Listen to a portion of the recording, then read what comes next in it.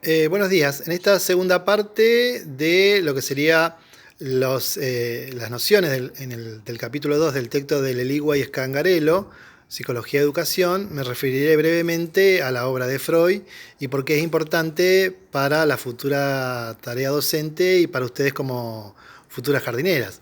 Eh, Hay tres o cuatro conceptos fundamentales. Yo tal vez me aparte del recorte que hace Leligua, no porque vaya a incorporar otros, sino que nada más que por una cuestión de organización, en el sentido de que Freud es el primero que refiere al concepto de inconsciente. Hasta ese momento nosotros teníamos en conocimiento, a partir de los estudios de la ciencia, a un sujeto cartesiano, a un sujeto de la modernidad, un sujeto consciente, de la voluntad, ¿sí? Y que Freud, a partir de sus estudios, va corriendo, digamos, el eje hacia otra idea. Para nosotros hay tres o cuatro obras de Freud que son nodales. Una es La interpretación de los sueños, que es la primera, en donde su capítulo 7 caracteriza al inconsciente. Tres ensayos para una teoría sexual, en donde refiere a esta idea de que nuestro cuerpo es un cuerpo erogeneizado, o sea, un cuerpo que nos da placer. Amor de transferencia, que nosotros lo utilizamos como un texto que nos permite pensar cuál es el vínculo que se establece entre el docente y el alumno, o de qué nos podemos valer de ese concepto de transferencia para la transmisión en educación, y psicología de las masas y análisis del yo. Entonces, dicho brevemente, al nacer, como dicen las autoras, el sujeto, mejor dicho, somos un pedacito de carne. Dicho así suena feo, pero decir que somos un pedacito de carne significa que nos vamos constituyendo a partir de la palabra y la intervención de otro. Son otros los que nos dieron un nombre y son otros los que nos van inscribiendo en la cultura. Con el propio nombre. Yo me llamo Andrés porque mi padre se llama Andrés, mi abuelo se llama Andrés y mi bisabuelo se llama Andrés. Fíjense, aquí hay una transmisión de un nombre, pero hay una transmisión también de un legado. Mi padre, mi abuelo y mi bisabuelo, digamos, esperaban que el hijo sea más o menos como ellos. Y eso es una carga. Yo tengo 3 hijos varones y a ninguno le puse Andrés, lo cual, bueno, sé que mi padre estaba esperando la quinta generación de Andrés Borgetto. Entonces, cuando decimos eso, decimos que, como decían también las autoras, al nacer no solamente nos han alimentado, sino que, bueno, nos han dado una caricia, nos han dicho una palabra, nos comienzan a libidinizar. Libidinizar significa que hay efluvios de amor del otro, ¿sí? Y que de alguna manera esos efluvios de amor del otro es el deseo del otro. O sea que nosotros al nacer no nacemos con deseo. Nuestro deseo es el deseo del deseo de otro. Fíjense que para todas las madres su bebé es el más hermoso. Y capaz que, bueno, vos fuiste a ver a una compañera o el hijo de tu hermana y el pibe es un mono.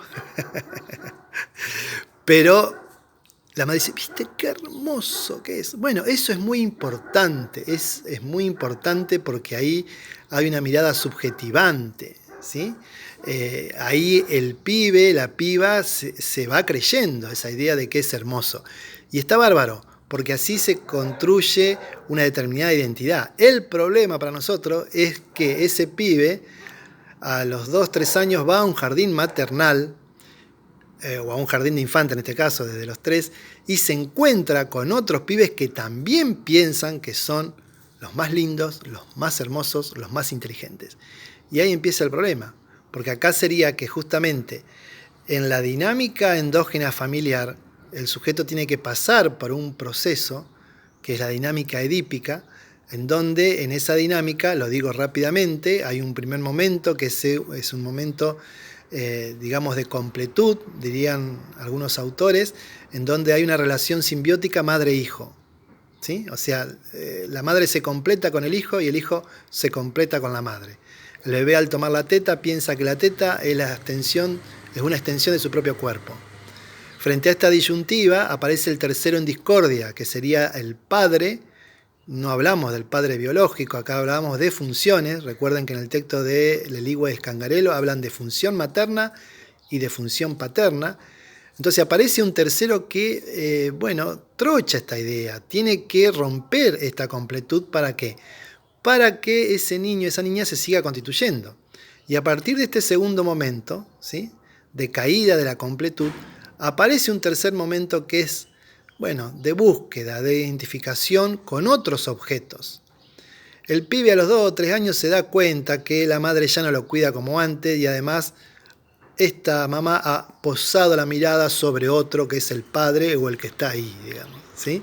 Ahí, es difícil ese momento porque implica un movimiento, ¿sí? Por eso nosotros hablamos de que la primera pulsión es una pulsión de tipo sexual, ¿sí? O sea, hay una aprehensión del nene por la madre, la nena por la madre también, y que esa energía, hay un momento justamente en la resolución de la dinámica edípica que se tiene que trasladar hacia otros objetos.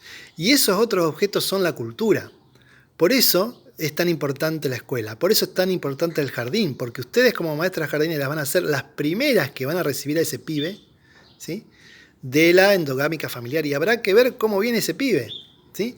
O sea, cuando decimos habrá que ver cómo viene, sería decir, ¿cómo va a ser nuestra labor? ¿Cómo vamos a lo hacemos siempre, de mostrar el mundo, ¿sí? Ese pibe de 3 o 4 años que se cree el centro del mundo, ¿qué le vas a decir vos como señor? No, ahora hay que compartir, ahora hay otros, ¿sí?